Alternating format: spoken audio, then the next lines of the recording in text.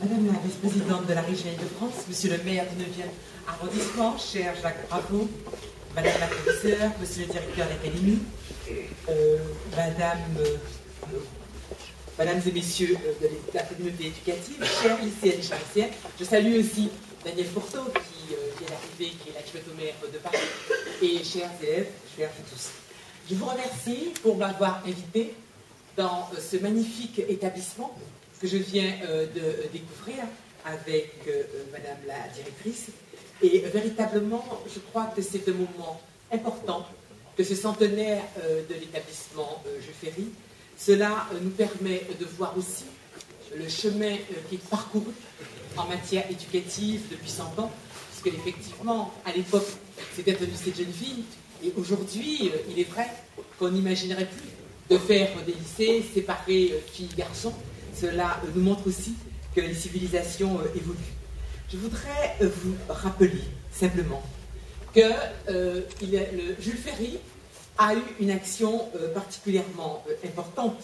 C'était un grand serviteur de l'État qui était mort juste 20 ans en 1893. Célébrer son anniversaire aujourd'hui, c'est d'abord évidemment commémorer la disparition de celui dont l'action au ministère de l'Instruction publique devait tant faire pour notre école et pour les valeurs de la République. Alors je dois dire quand même, ça j'y tiens, que évidemment d'autres aspects de l'action de Jules Ferry peuvent prêter davantage à discussion.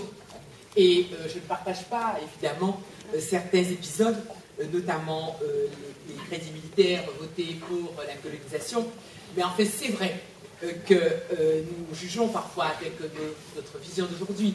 Et il est vrai qu'à l'époque, une grande partie, même des humanistes, pensaient que c'était un devoir, en quelque sorte, que d'apporter la civilisation au peuple dont on pensait qu'il l'avait moins. Mais je crois que tout cela, ce débat qui est réel, n'enlève rien à l'action importante de Jules Ferry pour la défense de l'école républicaine. Et c'est bien cet homme-là qu'aujourd'hui nous célébrons.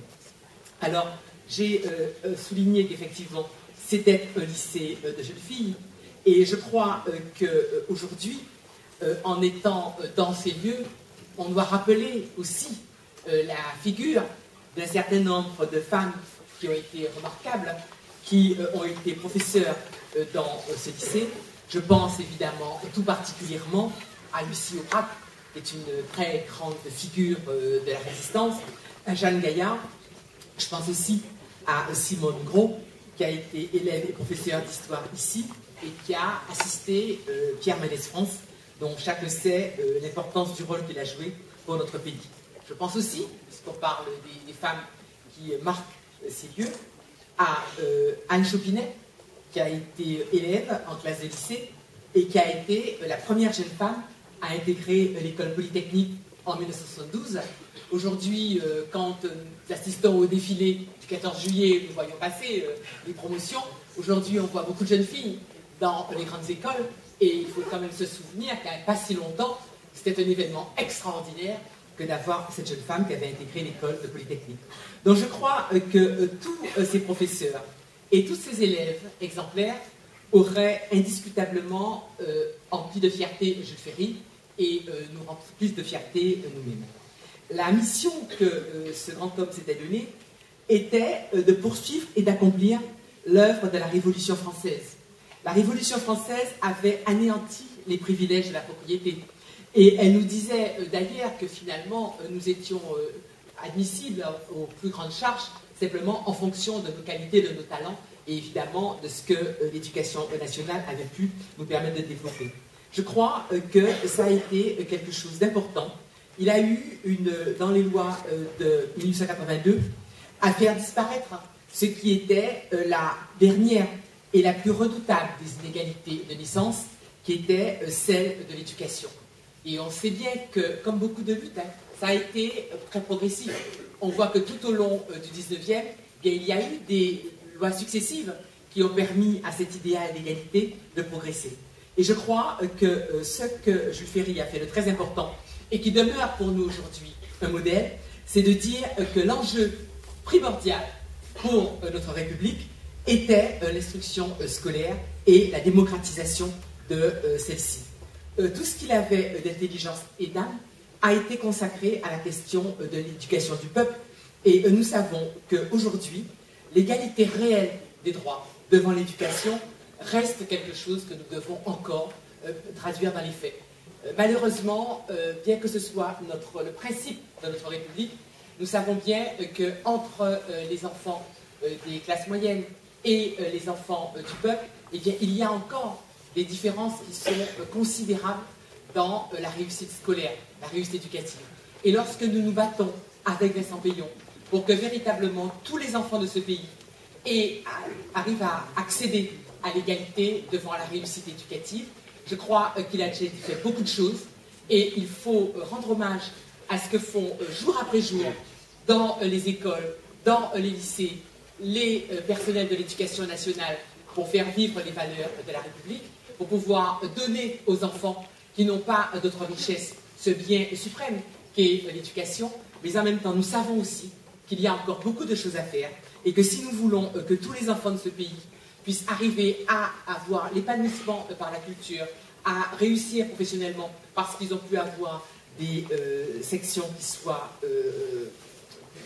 leur permettent d'aboutir, eh bien nous savons qu'aujourd'hui, nous avons encore à faire de gros efforts pour y parvenir. Je dois dire d'ailleurs, puisque ça a été souligné par Madame la proviseure quand elle nous a fait visiter les lieux, que je suis particulièrement touchée de voir que dans la rénovation de l'établissement, que dans la préparation de cette soirée, eh bien, ont été associés beaucoup de talents de nos lycées professionnels. Je pense qu'il faut toujours rappeler qu'effectivement, comme vous l'avez dit, les intelligences sont diverses. Ce qu'on peut apporter à la société, eh bien, on peut le faire de diverses manières.